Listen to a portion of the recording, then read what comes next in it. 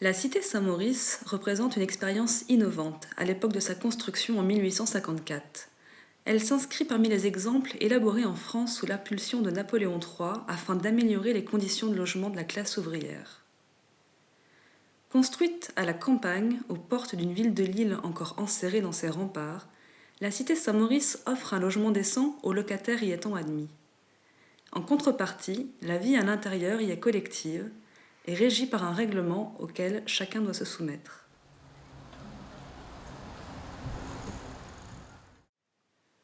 Aujourd'hui encore, la cité Saint-Maurice apparaît aux urbanistes comme une opération d'une grande modernité.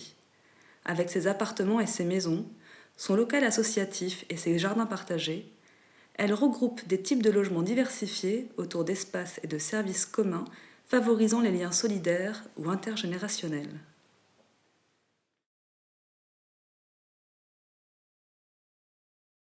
L'expansion des grandes villes françaises au XIXe siècle, et notamment de celles du Nord, est liée à l'important développement de l'industrialisation de ces territoires. La commune de Saint-Maurice connaît un essor industriel comparable à celui des villes de Lille, Fives, Moulins ou Oisem. L'arrivée du chemin de fer à partir de 1842 modifie profondément les circuits d'approvisionnement en matières premières et de commercialisation des produits finis. Dès lors, quelques grandes filatures de lin et de coton s'implantent à Saint-Maurice, majoritairement dans les rues des Guinguettes et du faubourg de Roubaix. L'industrialisation attire de nombreux travailleurs autochtones et étrangers dans des villes où le nombre de logements s'avère insuffisant. Cette situation engendre la multiplication de logements insalubres. Promiscuité, entassement et absence d'hygiène caractérisent alors les conditions de vie des ouvriers. Ce triste phénomène explique la nécessité des réformes qui se mettent en place à l'échelon national. De nombreux logements lillois font d'ailleurs l'objet de visites en amont de la loi du 13 avril 1850 portant sur les logements insalubres. Victor Hugo, alors membre de la délégation parlementaire, rend compte de la situation à travers le texte « Les caves de Lille ». En janvier 1852, Napoléon III ouvre un crédit destiné à subventionner la construction de maisons ouvrières. Deux Lillois, coutumiers de la promotion immobilière, semblent particulièrement motivés par les aides mises en place sous le Second Empire. Le binôme se compose d'André Placide Fontaine-Guichard, propriétaire, et de François-Jean Colpart, architecte. Le 30 mars 1853, Fontaine-Guichard achète des terrains situés à Fives dans le but d'y construire une cité ouvrière. Les travaux démarrent en août 1854. Les habitations sont mises à disposition des locataires fin 1856. Entre-temps, Fontaine-Guichard constitue, avec d'autres propriétaires et commerçants, la Société Saint-Maurice pour l'érection, l'entretien et l'exploitation de la cité.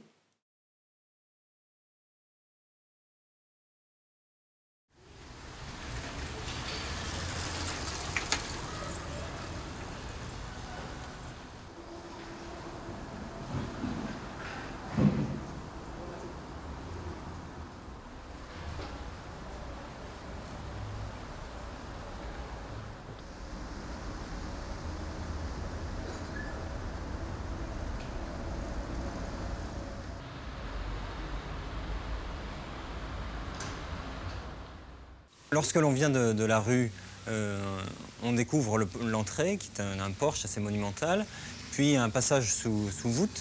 Il y a deux porches successifs avec 8 petites maisons disposées de chaque côté. Et on débouche sur un jardin central entouré de ces maisons de cour, avec un étage et un comble. Habituellement, on pourrait trouver ces maisons le long d'une courée, mais là, par bonheur, elles sont disposées autour d'un jardin central. On doit avoir 2 ou 3 courées comme ça sur l'île, il y en a très peu. Et elle est en plus très bien bâtie. Je pense qu'effectivement, ça peut donner un très bel espace. Aujourd'hui, la cité Saint-Maurice est composée de 73 logements individuels et collectifs. Elle comprend 31 maisons individuelles, 27 logements collectifs, 6 appartements avec entrée individualisée, 9 meublés étudiants. Environ 60% de ces logements appartiennent au pacte et 40% à des propriétaires privés.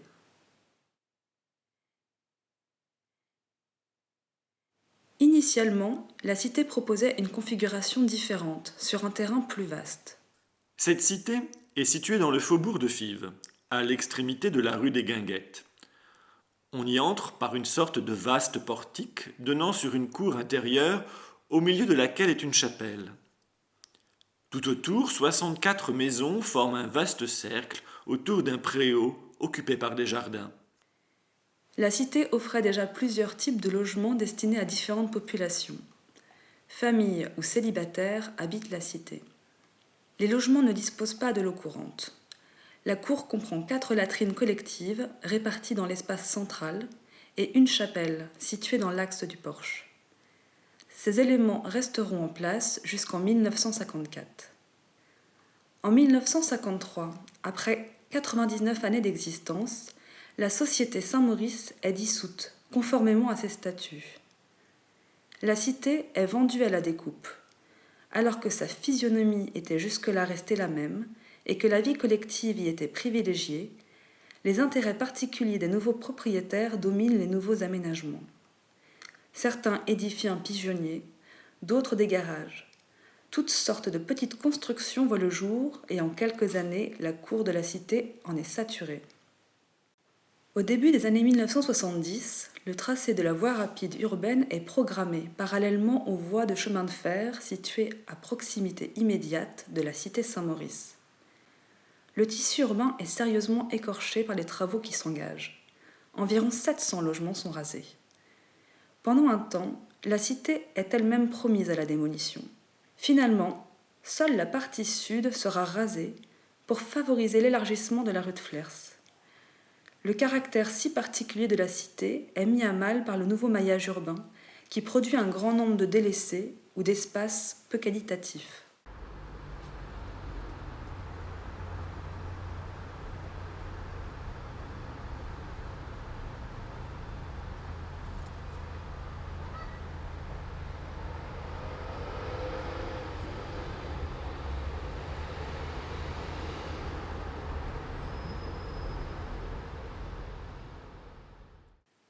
Au milieu des années 80, la cité Saint-Maurice est rattachée au périmètre de l'opération programmée d'amélioration de l'habitat Collier-Jacquet. La rénovation de nombreux logements de la cité est amorcée, avec notamment des travaux d'assainissement, de réseau et de voirie. Elle se poursuit par la rénovation des maisons, puis la transformation du grand bâtiment. Enfin, au début des années 90, la ville de Lille engage une politique d'acquisition foncière de l'espace central et de la voirie. Bien que l'organisation de la cité fasse figure d'exception à Lille, on retrouve souvent cette morphologie urbaine en Belgique à travers la forme du béguinage. Le béguinage désigne un ensemble de bâtiments construits autour d'une cour arborée, hébergeant souvent une communauté autonome de religieuses. L'ensemble comprend généralement des installations domestiques et monastiques, mais aussi des ateliers utilisés par la communauté. L'architecte François-Jean Colpart, né à Gand, s'inspire vraisemblablement de cette configuration spatiale pour la cité Saint-Maurice.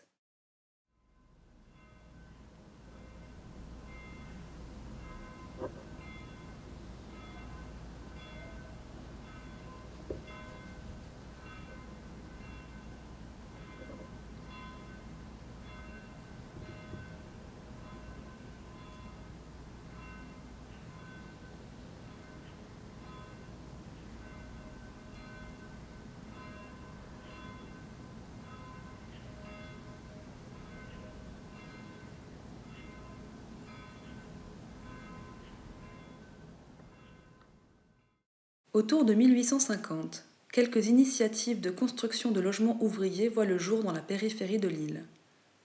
Elles sont toujours le fait d'industriels souhaitant disposer et fixer leur main-d'œuvre à proximité de leur usine. La cité Scribe à Marc-en-Barœul, construite la même année que la cité Saint-Maurice, propose une configuration tout autre.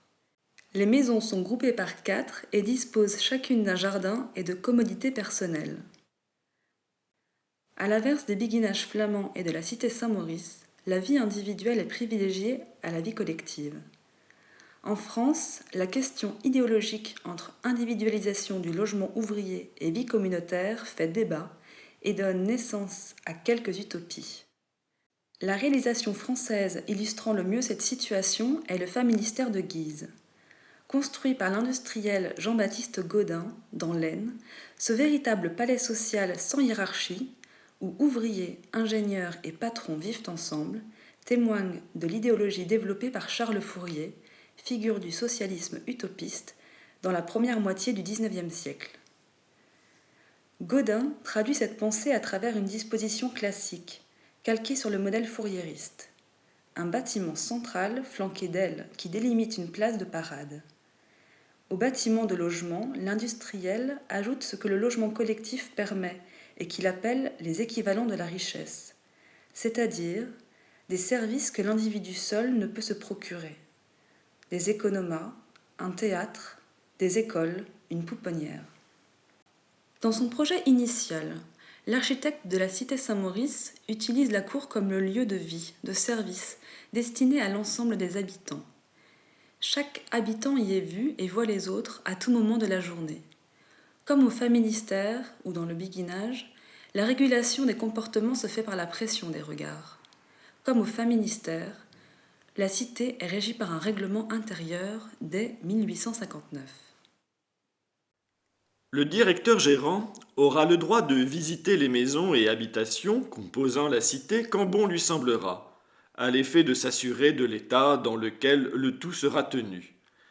Les locataires ne pourront suspendre ni étaler leur linge, nippes et habillements, pour quelque motif que ce soit, aux fenêtres ou contre les façades de leur maison ou habitation, ni étendre ou déposer les linges et autres objets de cette nature sur les haies, soit de l'intérieur, soit de l'extérieur de la cité.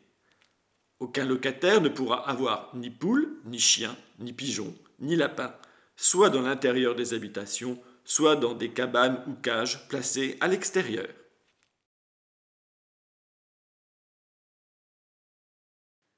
Le plan de la cité, daté du 18 mai 1854, et validé par les instances ministérielles dans le cadre de la subvention d'État sollicitée par Fontaine-Guichard et Colpart, mentionne la présence de maisons simples, de maisons doubles, d'un logement de concierge, d'un restaurant et sa cuisine, d'un logement de restaurateur, d'un établissement de bains et lavoirs, d'un logement de gérant, d'une maison à usage de marchand, de pavillons de pompe et latrines, de bains pour hommes, de bains pour femmes, d'urinoirs.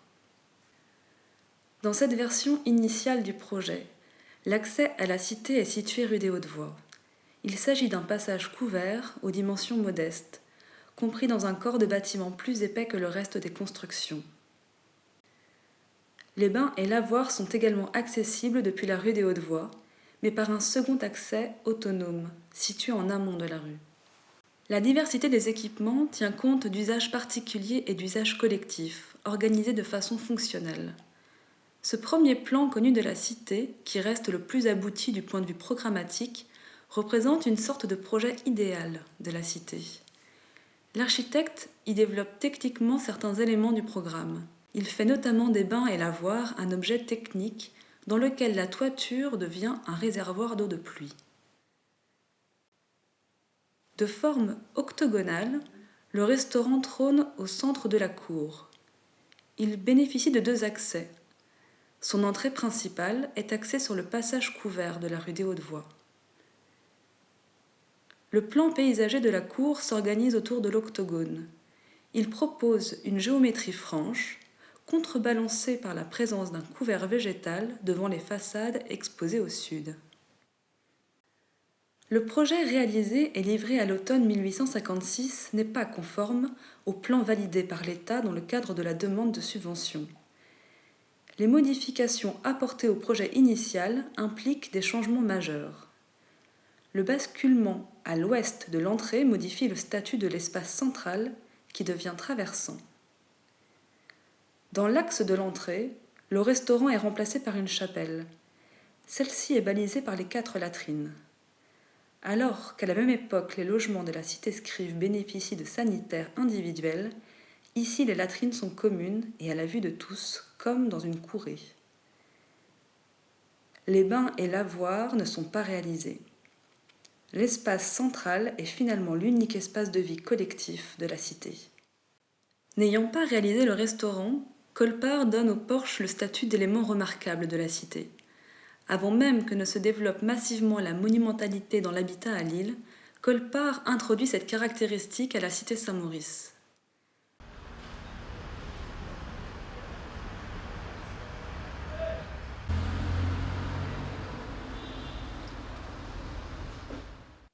L'homogénéité de l'ensemble bâti crée la seconde monumentalité de la cité. À partir de petites cellules d'habitat, traitées par assemblage, l'architecte donne au lieu la grandeur qui est peut-être celle à laquelle Jean-Baptiste Gaudin croyait en voyant dans une forme architecturale supérieure l'idéal du progrès. Malgré une volumétrie homogène, la cité comprend des logements très variés. Les plans des maisons représentent des nuances plus ou moins importantes qui modifient l'habitabilité des logements. On peut aujourd'hui distinguer 3 types de maisons. Les maisons courantes, avec plan type. Les maisons singulières, dans lesquelles le plan type n'a pas pu être réalisé. Les logements du rez-de-chaussée du grand bâtiment qui bénéficient d'une entrée individuelle depuis la cour centrale et d'une double orientation. Concernant les maisons dites courantes, l'ordonnancement de la façade est simple. L'architecte regroupe les maisons 2 à 2 par symétrie pour donner à l'ensemble des ouvertures et notamment aux portes une dimension généreuse et constante. Une porte pour entrer, une large fenêtre ou lucarne à chaque niveau pour éclairer l'unique pièce s'y trouvant. Un ressaut de briques souligne le contour des percements. Les linteaux se distinguent par la présence systématique de 3 pierres calcaires blanches. Comme la façade de l'usine, la façade des maisons s'ouvre généreusement pour bénéficier d'un éclairement maximum. La trame constructive de 4,50 m détermine la régularité des percements. La coupe du projet prévoit la mise en œuvre des planchers des 2 niveaux supérieurs selon un système constructif mixte venu d'Angleterre. Le voûtin en briques sur poutre métallique. La hauteur sous plafond du rez-de-chaussée est de 3,15 m sous voûtin. Bien que réduite de 20 cm à l'étage, elle reste plus généreuse que les standards de l'époque. L'utilisation de ce principe constructif était peut-être liée à la volonté de bénéficier d'une certaine flexibilité dans le temps. Mais l'emploi de la brique à la place de plancher bois traditionnel se traduit peut-être aussi par la pérennité du matériau.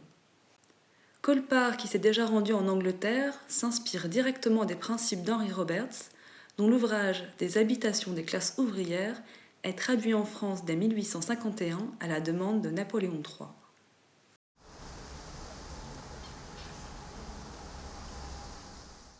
Les maisons dites singulières s'adaptent aux situations des angles, jonctions et autres particularités d'implantation de la cité pour maintenir une image cohérente de l'ensemble bâti.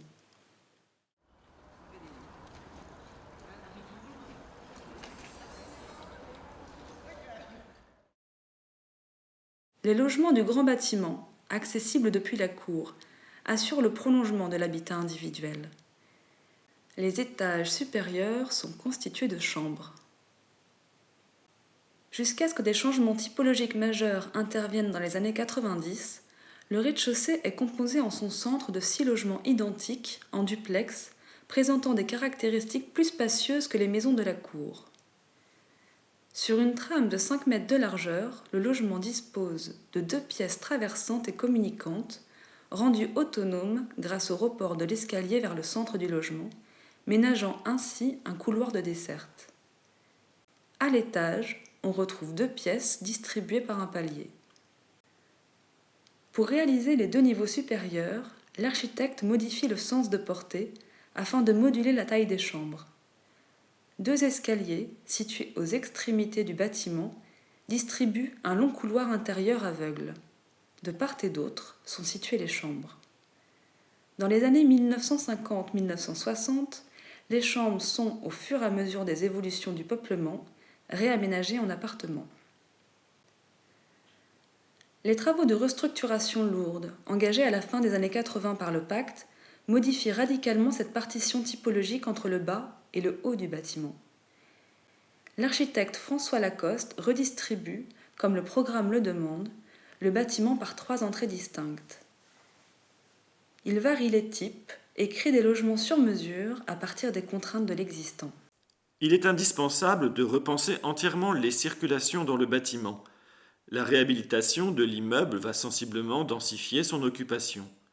Les cages d'escalier étroites et les longs couloirs sont à proscrire. Les accès au logement seront les plus privatifs possibles. La création de parties communes de qualité assurera une bonne aération du bâtiment. Ainsi, la principale opération, nécessitant des travaux importants de démolition et de reprise de grosses œuvres, consistera à retourner la façade principale sur la rue des Hautes-Voies en modifiant les accès latéraux existants et en créant une entrée supplémentaire au milieu de la façade. La majorité des accès au logement se fera le long de cette façade, de manière à créer, par le biais des parties communes, un espace de transition, d'isolation thermique et de protection contre les nuisances de la voie rapide et de la voie ferrée. Le grand bâtiment change d'aspect et tente de s'ouvrir vers le nouveau quartier dont il est séparé par des axes de communication majeurs.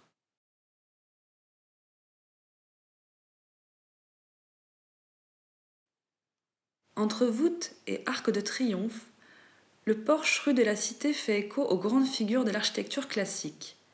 Sa forme, inventée par l'architecte Sebastiano Serlio au début du XVIe siècle, se compose de 3 baies. La baie centrale est couverte d'un arc en plein cintre. Les 2 baies latérales sont couvertes d'un linteau à hauteur de l'imposte. Il s'agit d'une déclinaison des arcs de triomphe romains qui trouveront largement écho dans l'architecture néoclassique du XIXe siècle. Par l'introduction de cet élément d'écriture sophistiquée, Colpart inscrit la cité dans son époque.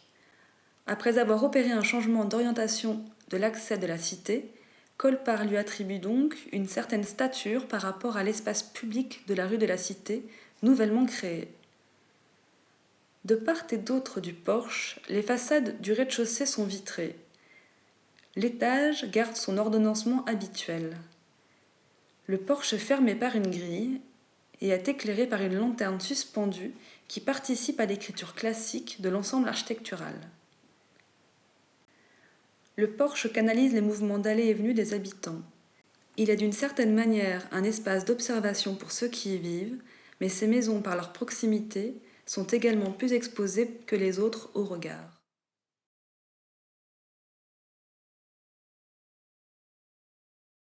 Selon les articles 15 et 16 du règlement initial de la Cité, les voitures, chevaux et chariots entreront dans l'intérieur de la Cité par la grande porte de l'établissement rue de la Cité. Les conducteurs devront toujours, et sans exception, tourner à droite dans le jardin sans pouvoir revenir sur leurs pas, de manière à sortir par la gauche de la même entrée principale. Ils ne pourront en conséquence ni retourner leur voiture, ni se croiser, ni chercher à se dépasser dans le dit chemin intérieur. Bien qu'aujourd'hui l'automobile ait remplacé le cheval et la charrette, la cour n'accueille heureusement que peu de voitures. La bicyclette y tient une place importante, notamment grâce aux enfants. La vie de la cour s'organise avec et par les pratiques de chacun, alors que la cellule d'habitat reste le lieu de la vie privée, de l'intime.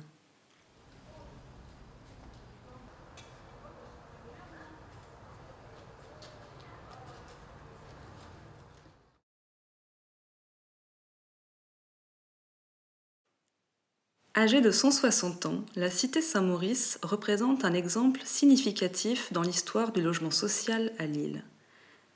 Elle reste un modèle alternatif au logement ouvrier de la première moitié du XIXe siècle, réalisé par des investisseurs éclairés de l'époque. Aujourd'hui, le statut public de la cour en fait plus que jamais un ensemble atypique. La ville de Lille, pleinement consciente de l'intérêt de la cité, souhaite, au travers de l'étude de revalorisation en cours, lui assurer un avenir qui soit en adéquation avec ce qu'elle représente.